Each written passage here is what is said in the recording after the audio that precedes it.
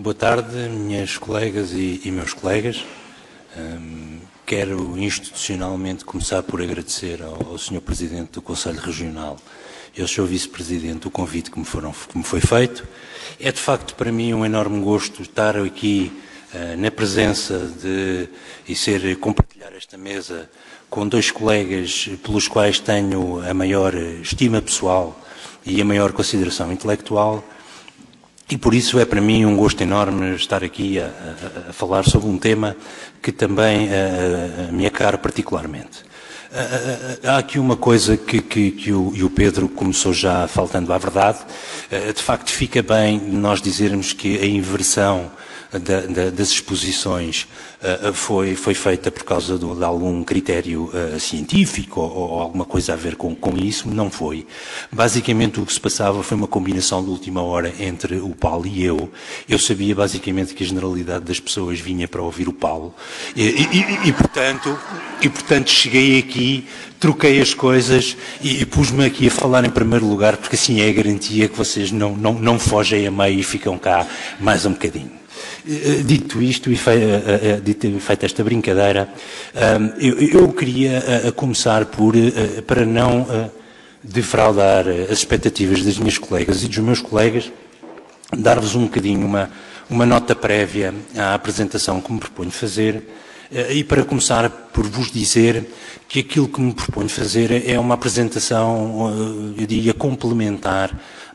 à apresentação do Paulo Sá e Cunha, dito de outra forma. O Paulo teve a oportunidade de me dizer, em primeiro lugar, o que é que se propunha a vir falar do ponto de vista da prova e eu, de alguma forma, pensei o que é que poderia, enfim, ser útil eu abordar, tendo em conta aquilo que iria ser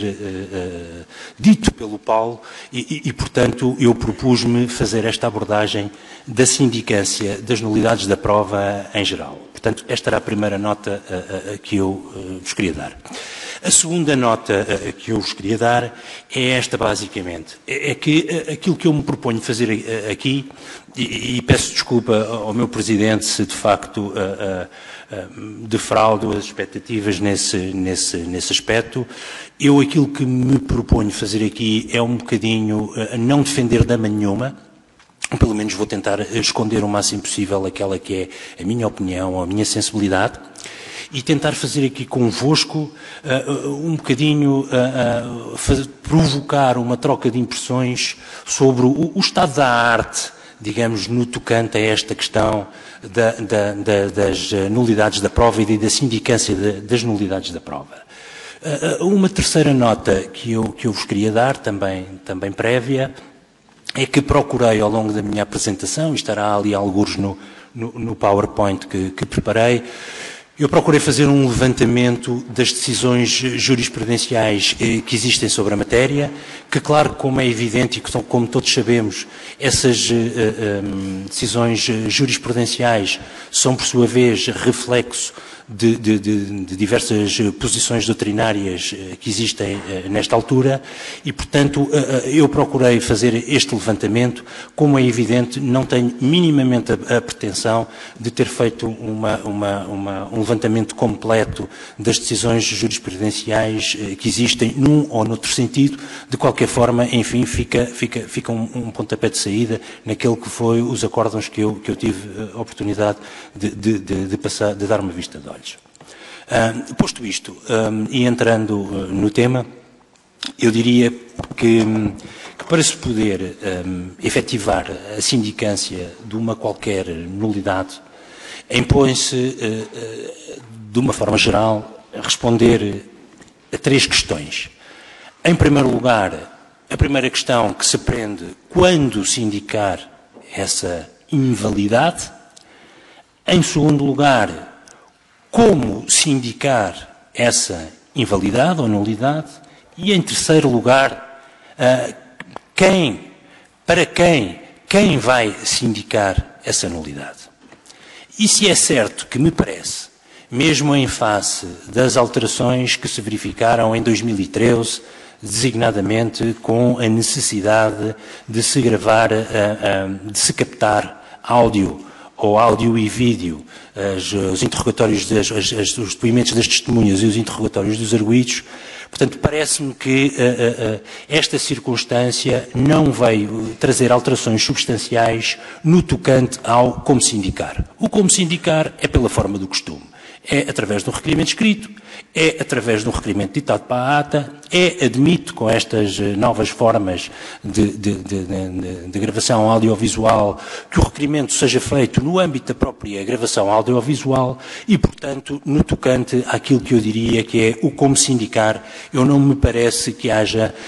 nenhuma particularidade que valha a pena salientar às minhas colegas e aos meus colegas. Já no tocante ao como se indicar e ao junto de quem ou quem deve se indicar, eu diria que há algumas considerações que eu penso que merecem a nossa reflexão, até porque, como iremos todos verificar, a nossa jurisprudência é muito oscilante nesta matéria e desenham-se variedíssimas tendências. E antecipando um bocadinho aquilo que será o resultado final da minha conclusão, acho que a brevíssimo trecho há decisões que terão importância enormíssima do ponto de vista daquilo que será a projeção do desenvolvimento do quadro do processo penal nos próximos anos. Mas já lá chegaremos. Ora bem, no tocante à sindicância da legalidade da prova, eu diria que à luz da nossa jurisprudência, ainda que com diversas subnuances ou subtraços, digamos assim, a jurisprudência organiza-se em torno de duas posições fundamentais. Uma primeira posição que encara as nulidades da prova verdadeiramente como proibições de valoração de prova e, portanto, centra-se não propriamente na invalidade do ato, mas eu diria, na produção dos efeitos do ato e que é, como é evidente, uma posição mais garantística dos direitos dos arguidos. É uma prova, segundo esta tese, entende que a prova que viole o artigo 126 do Código de Processo Penal não pode ser valorada no processo, que é uma prova que é do conhecimento oficioso, arguível a todo o tempo, mesmo antes da sua própria valoração, e que, inclusivamente, é causa, há quem admita que, de per si, é causa de existência de recurso extraordinário. Por determinação do número 3 do artigo 118 do Código de Processo Penal, que espero que os colegas tenham aqui presente, cria um regime específico. Portanto, estamos a falar, os artigos 118 e seguintes do Código de Processo Penal tratam das nulidades processuais e o número 3 do artigo 118, eu diria que cria um regime próprio ou específico das nulidades de prova. Mas dizia eu, os partidários desta corrente jurisprudencial que, expressamente por determinação do número 3 do artigo 118 do Código de Processo Penal, se trata de um regime independente e autónomo do regime das nulidades dos atos, tal como se acha previsto nos artigos 119 e seguintes do Código de Processo Penal. Há depois uma outra posição, e que é uma outra posição jurisprudencial, que é, eu diria, mais centrada na própria ilegalidade do ato do que na valoração da prova. Mais centrada no ato em si e nos vícios que o afetam do que o resultante da valoração da prova no processo, digamos assim. E esta posição é uma posição que, sim ou não, partindo do regime das nulidades previsto nos artigos 118 e seguintes do Código de Processo Penal, é uma posição que, no fundo, tende a fazer a colagem a este regime. E em que, enfim, podemos encontrar, dentro da jurisprudência e dentro desta espécie, de várias subhipóteses, por exemplo. Há quem entenda, por exemplo, que à luz da linha A do número 3 do artigo 120 do Código de Processo Penal,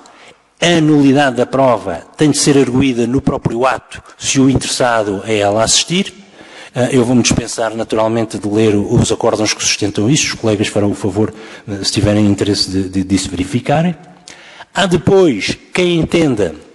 que as nulidades da prova se reconduzem, no fundo, a nulidades relativas ou nulidades sanáveis, que são as nulidades dependentes de arguição e que se reconduzem às hipóteses previstas no número 2 do artigo 120 do Código de Processo Penal e que, por sua vez, enfim,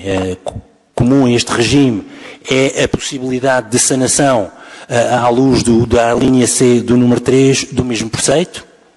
E, enfim, há variadíssima jurisprudência que entra, digamos, e que concorda, digamos, com esta visão e este entendimento. E, por fim, há quem entenda que se há de fazer ou se deve fazer uma dicotomia das nulidades consoante a nulidade infringida seja uma nulidade da prova que se situa ao nível do número 1 do artigo 126 do Código de Processo Penal, caso em que seria uma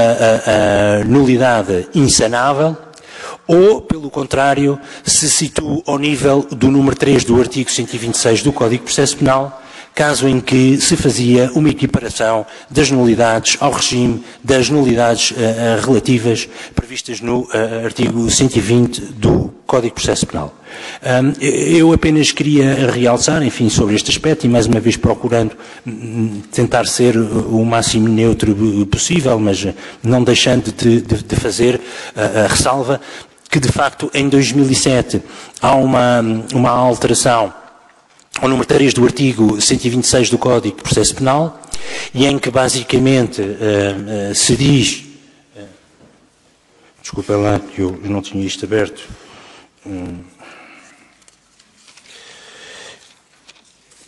onde expressamente se diz: são igualmente nulas, não podendo ser utilizadas. Portanto, parece que, fruto desta introdução feita em 2007, há como que uma equiparação legal entre as nulidades previstas no número 1 e as nulidades previstas no número 2, pelo que me permito questionar se esta dicotomia feita, por um lado para o regime das nulidades absolutas, por outro para o regime das nulidades relativas, ainda hoje mantém a cuidado. Eu parece-me que não, mas enfim, não tenho a pretensão, de forma alguma, de ter a verdade. Enfim, e neste particular, procurando sintetizar aquilo que se verifica em matéria da resposta ao quando, eu diria que, da análise da jurisprudência que tive a oportunidade de verificar, me parece que se divisa no seio da jurisprudência o caminhar-se no sentido de uma visão mais garantística em matéria de prazos de arguição no tocante a temas de proibição de prova, que pese embora a generalidade dos advogados, e eu estou aqui com esta conversa toda, mas farei precisamente o mesmo, continuem a fazer as arguições de nulidade ou no próprio ato, ou em 10 dias a partir do conhecimento do ato. A verdade é que me parece, da análise da jurisprudência que foi feita, que eu tive a oportunidade de verificar, que aquela jurisprudência que diz que a arguição da proibição de prova tem de ser feita no ato, eu diria que está relativamente ultrapassada. É, de facto, a jurisprudência mais antiga e tem vindo a ser substituída por outra jurisprudência mais favorável e mais favorável aos interesses do arguido, neste caso concreto. E por último, diria também em sede de síntese sobre esta questão do quando se indicar, eu gostaria de vos dizer que me parece que se verifica uma progressiva abertura no sentido de se admitir a arguição da nulidade a todo o tempo, e muitas das vezes até antes da própria prova ser valorada no processo, ou no limite e por cautela em sede de instrução, ou não existindo instrução 5 dias após a notificação do despacho que tiver encerrado o inquérito. Só para vos dizer, no tocante a esta última questão, enfim, embora seja um tema, ou como se deveria dizer, contas de outro rosário, digamos assim, chamo a atenção dos colegas, ou enfim, os colegas também constatarão como eu, que esta questão da arguição da nulidade feita em 5 dias, a contar do despacho que tiver encerrado do inquérito, hoje em dia se poderá até questionar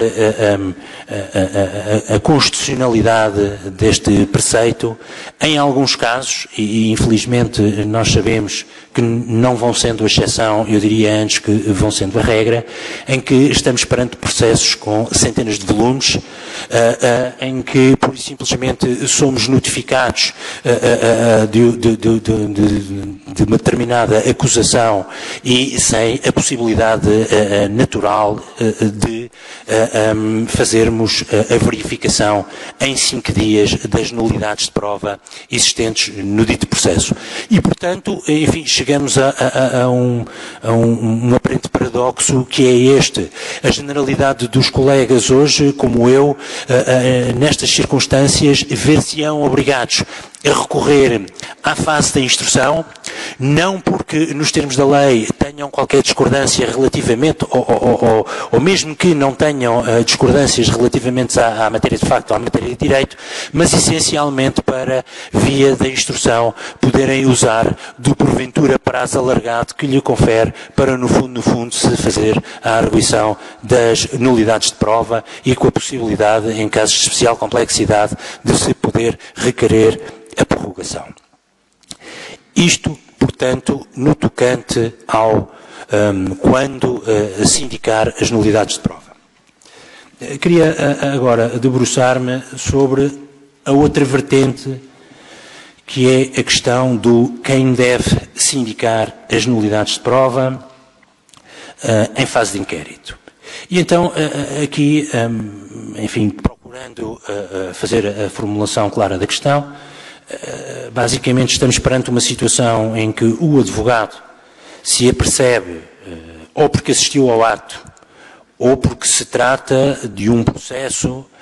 que tramita não sujeito ao abrigo do segredo de justiça e que, portanto, o advogado tem a possibilidade de, a par e passo, ir consultando do processo. Estamos perante a situação em que um advogado se apercebe, no âmbito do inquérito, ter sido cometida aquilo que ele entende se redundar numa nulidade probatória. Aquilo que agora me proponho abordar convosco é a questão de saber quem pode ou quem deve conhecer deste vício. O juiz de instrução criminal ou o Ministério Público. É esta a questão que eu gostaria de debater convosco. E também, no tocante a isto, procurando passar em revista a jurisprudência que fui conseguindo localizar, acho que é possível aqui divisar 3 posições distintas. Uma primeira posição, que eu, enfim, por falta de melhor expressão, lhe chamei o sim absoluto, e em que basicamente se defende uma competência genérica do JIC para conhecer a invalidade dos atos passados em inquérito. Depois uma segunda tendência, digamos assim, que eu também, enfim, por falta de melhor expressão, lhe chamei um sim relativo, e em que basicamente se defende a competência do JIC para conhecer das invalidades em inquérito, mas só no tocante àquelas invalidades que afetem direitos fundamentais. E em terceiro lugar, uma terceira corrente jurisprudencial, que também à falta de melhor expressão chamei o sim residual, e que nesta vertente se diz que as nulidades em inquérito, nulidades e invalidades em inquérito devem ser arguídas e conhecidas pelo Ministério Público e que o juiz só poderá conhecer destas invalidades no tocante às matérias reservadas a ele, juiz de instrução criminal. E refiro-me, como é evidente, às matérias previstas nos artigos 268 e 269 do Código de Processo Penal, sejam aquelas matérias que devem ser feitas nos termos da lei, realizadas por juiz, seja aquelas que, nos termos da lei, devem ser por ele autorizadas. Pois bem, nesta questão, ou nesta tendência jurisprudencial que eu resolvi chamar o sim absoluto, e como vos disse, o juiz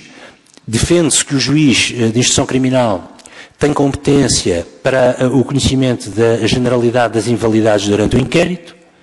mesmo dos atos praticados pelo Ministério Público em geral, e começa-se por defender esta posição do elemento literal da própria lei. Isto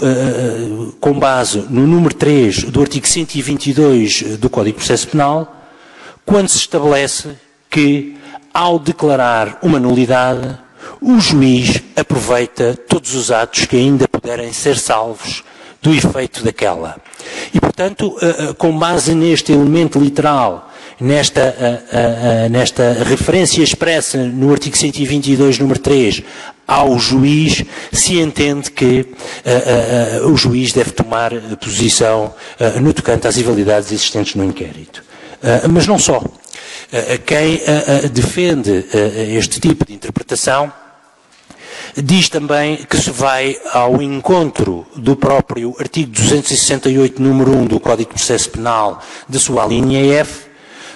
quando se refere que, durante o inquérito, compete exclusivamente ao juiz de instrução praticar quaisquer outros atos que a lei expressamente reservar ao juiz de instrução.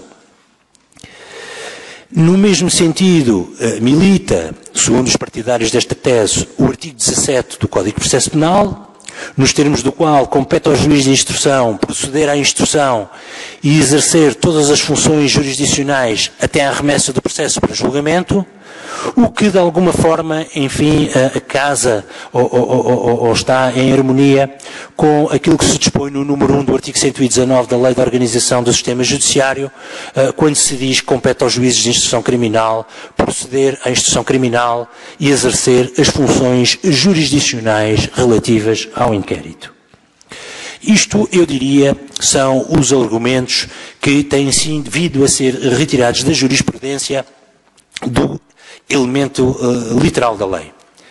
A par deste elemento literal, têm também sido avançados na defesa desta tese alguns elementos ou alguns argumentos não literais. Em primeiro lugar, segundo o qual a invalidade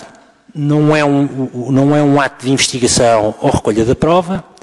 É evidente, e ninguém discute isso, que o Ministério Público tem a direção do inquérito. É evidente que o Ministério Público tem a oportunidade e a escolha dos meios necessários à investigação criminal, mas aquilo que se diz, o que está em causa numa sindicância, na verificação de uma invalidade, não é a procura da verdade, que assim é o fim da investigação criminal, mas pelo contrário é um juízo de legalidade, uma verificação de legalidade, que é uma função típica da função jurisdicional. Diz-se ainda, enfim, em abono desta tese, que a estrutura acusatória do processo penal, para haver estrutura acusatória no processo penal, tem que haver necessariamente uma diferenciação entre quem acusa e quem julga, para que seja possível salvaguardar os direitos de defesa e assegurar a imparcialidade de quem decide. Diz-se, enfim, é um chavão que é usado nestas coisas, que o princípio do acusatório é adverso à concentração de poderes numa mesma entidade. E exemplifica-se com algo que, enfim, é um exemplo que me parece bastante válido. Diz-se, bom, se para a salvaguarda da autonomia do Ministério Público fosse excluir a intervenção do JIC, bom, então, naquilo que é a arquitetura do sistema processual penal português, o juiz não deveria ser possível ao juiz fazer-se, no fundo, o controle judicial do ato que, de forma, porventura, mais decisiva, exprime o exercício da ação penal, que é a decisão de acusação. Designadamente, não deveria ser possível ao juiz ao juiz de instrução criminal, numa lógica de não injurência na posição do Ministério Público, não lhe deveria ser possível fazer o conhecimento das nulidades previstas no artigo 283 do Código de Processo Penal.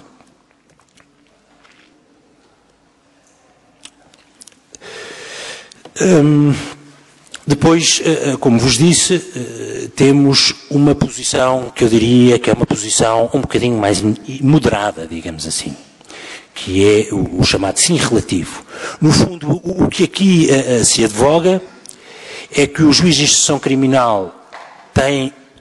em sede de inquérito, bem entendido, estamos sempre a falar em sede de inquérito, porque fora das outras fases, como é evidente, o controle é jurisdicional e esta questão não se coloca nem se discute, não é? Mas refirmo eu em fase de inquérito,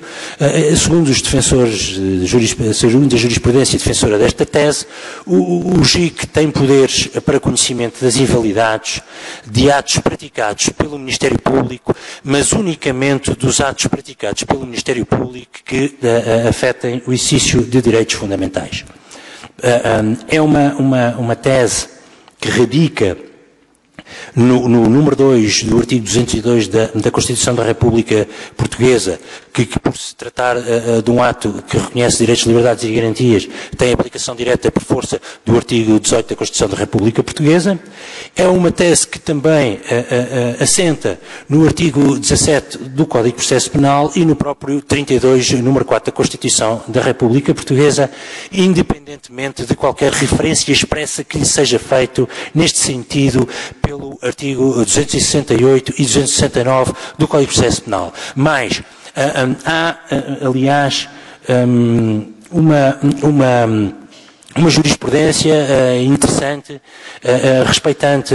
que está patente, por exemplo, no acórdão do Tribunal da Relação de Lisboa de 24 de nove de 2015, em que chega mesmo a defender que a linha F dos artigos 268 e do 269 do Código de Processo Penal, que recordo, são os artigos onde se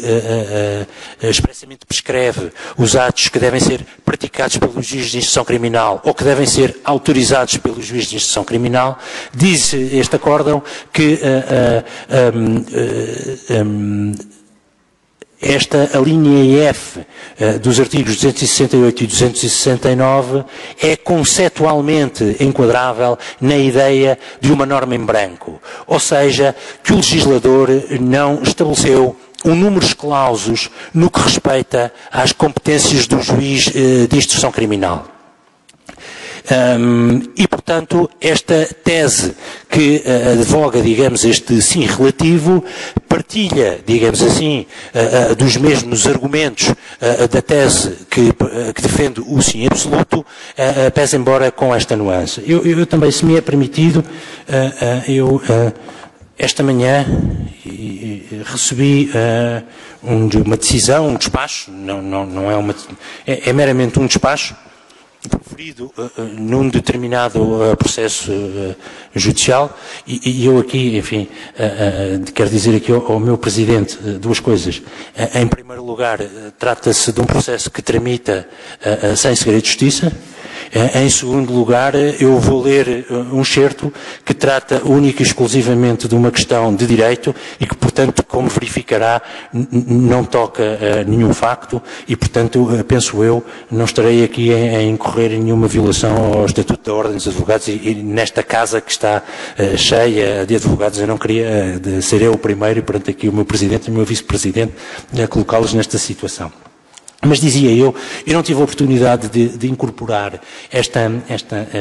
matéria no âmbito da minha apresentação, porque que nem de propósito recebi esta manhã. Mas é um despacho praticado da autoria de um juiz de instrução, de um juiz Ivo Rosa, do Tribunal Central de Instrução Criminal de Lisboa, e em que vejam que de propósito, ou quase de propósito, sobre esta matéria, basicamente, e com a vossa licença, eu passaria a ler, diz o seguinte: como já dissemos, estando em causa matéria relativa a direitos, liberdades e garantias, a competência para apreciar a legalidade do ato processual em causa cabe ao JIC, por força do disposto nos artigos 20, número 1, 32 e 202 da Constituição da República Portuguesa. A não entender-se assim, ao arguido, estaria vedada a possibilidade de sindicar, de imediato, o ato processual em causa, na medida em que a intervenção hierárquica prevista no artigo 278 do Código de Processo Penal apenas está prevista relativamente ao despacho de arquivamento. Exigir-se que o arguido tenha de aguardar pelas ulteriores fases do processo, nomeadamente pela fase da instrução, para se indicar um ato processual que lhe restringe um direito fundamental, seria negar-lhe o direito à tutela jurisdicional consagrada na Constituição, tutela essa que, como é evidente, apenas e só pode ser garantida pelos tribunais. E, portanto, já agora também, enfim, um bocadinho indo ao encontro deste despacho do Sr. Dr. Juiz Ivo Rosa, eu diria que também tínhamos aqui uma situação insólita, que é esta, que uma invalidade arguível e conhecida perante JIC e em que o JIC conhecesse, seria passível de, digamos, duas instâncias de verificação. A instância de verificação do próprio JIC, e depois, naturalmente, como qualquer ato jurisdicional que se preze, ao abrigo do artigo 400 do Código de Processo Penal, passível de recurso para o Tribunal da Relação. Se estivéssemos perante um ato praticado pelo um senhor procurador, esse ato não seria passível de uma segunda verificação, até porque, como bem fala o Sr. Juiz de Instrução, aqui neste caso concreto, na generalidade dos casos, pelo menos é esta a posição, o Ministério Público não tende a admitir recurso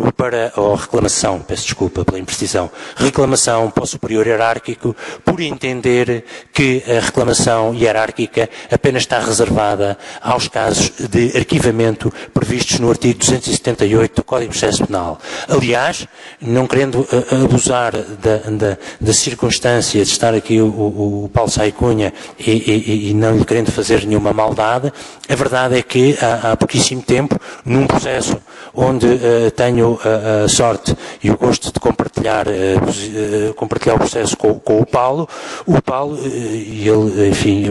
penso que poderá confirmar, resolveu,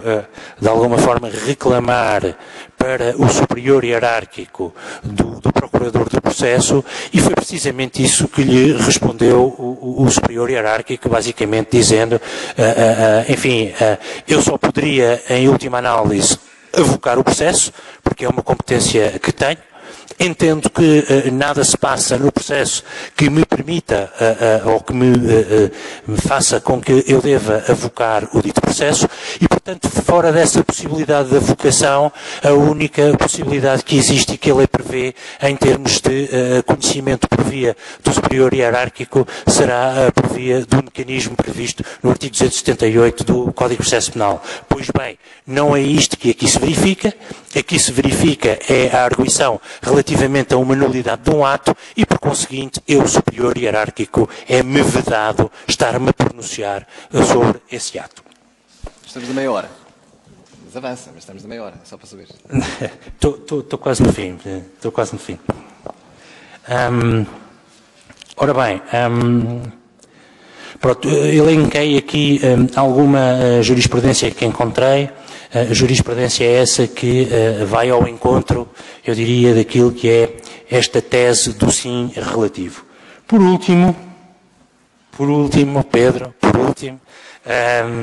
e para andar, queria-vos deixar a última das teses relativamente a esta matéria, que é uma tese, enfim, que curiosamente, ou talvez não, tem sido defendida com particular brio e zelo pelo Ministério Público, e em que se entende que, com exceção dos atos reservados à competência do juiz de instrução criminal, qualquer arguição de invalidade, nulidade durante a fase de inquérito deve ser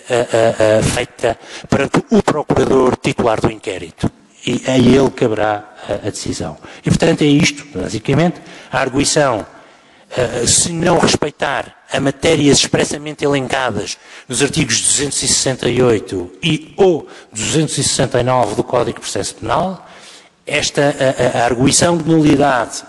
ou invalidade de uma forma mais genérica deve ser dirigida ao Ministério Público, deve ser por ele decidida. Eventualmente, há alguns magistrados do Ministério Público que admitem essa possibilidade,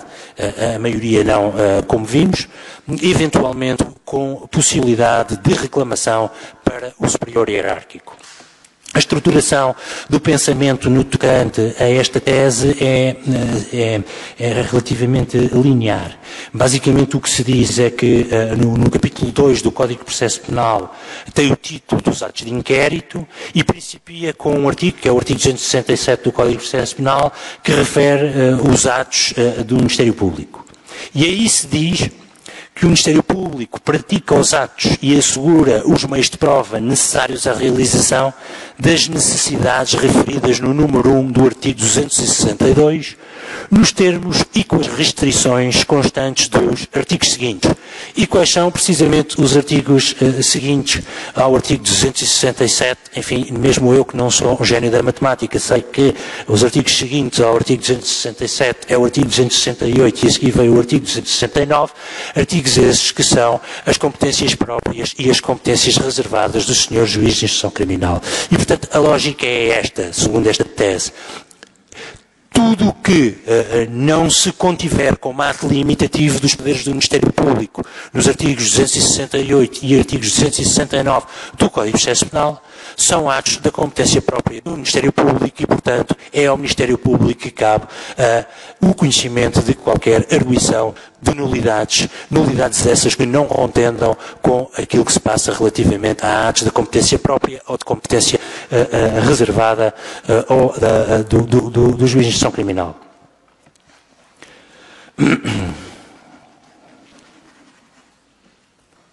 Ora bem, permitam-me só, muito rapidamente, eu acho que faltam só 3 pequenos pontinhos, só para a semelhança daquilo que eu fiz relativamente às outras situações, para que no fundo lhes diga basicamente quais são os argumentos de índole não literal que são colocados para os defensores desta tese. Portanto, basicamente entende-se que um outro entendimento que não este viola o princípio do acusatório e hipoteca a possibilidade de se prosseguir com uma investigação célere, eficaz, comprometendo o princípio da autonomia do Ministério Público e violando o número 2 do artigo 219 da Constituição da República Portuguesa. Por outro lado, diz-se que admitir a sindicância judicial fora da esfera da competência própria do juiz de instrução criminal ir-se-á a traduzir numa permanente sindicância do processo pelo juiz na fase de inquérito, ficando este em condições de apreciar tudo o quanto o Ministério Público faz, desde as constituições de arguídos, a buscas não domiciliárias, apreensões de documentos e até mesmo inquisições de testemunhas, pois todas estas diligências, acrescentam, bulem de alguma forma com direitos fundamentais. E só para que os colegas verifiquem que não é um produto da minha imaginação, verificarão que há inúmera jurisprudência, e refiro-me a jurisprudência de tribunais superiores, não jurisprudência do Ministério Público, digamos assim, eu refiro-me a inúmera jurisprudência que dá cobertura a este entendimento jurisprudencial. Dito isto, e agora sim, Pedro, em conclusão. Eu, como conclusão, e calmo já, apenas queria deixar à reflexão dos colegas e para que, no fundo, os colegas, de alguma forma, se ainda não o fizerem, o interiorizem agora, a enormíssima importância que esta questão irá ter naquilo que será o paradigma futuro, chamemos-lhe assim, do processo penal português. A breve trecho, fruto designadamente das contradições de julgados que existem, quer por via de alguns recursos que nesta altura se encontram instaurados para o Tribunal Constitucional, Eu diria que a breve trecho iremos ter decisões importantes sobre esta matéria, designadamente do ponto de vista de acordos de uniformização de jurisprudência, que, como sabem, não sendo absolutamente obrigatórios para os tribunais, são, digamos, uma linha orientadora daquilo que será a jurisprudência futura, e aquilo que significará para nós, advogados, a possibilidade, a operabilidade ou não operabilidade daquilo que serão o efeito útil que terá fazer-se as arguições relativamente a nulidades de prova durante a fase de inquérito. Muito obrigado pela vossa paciência, não vos maço mais. Obrigado, Pedro.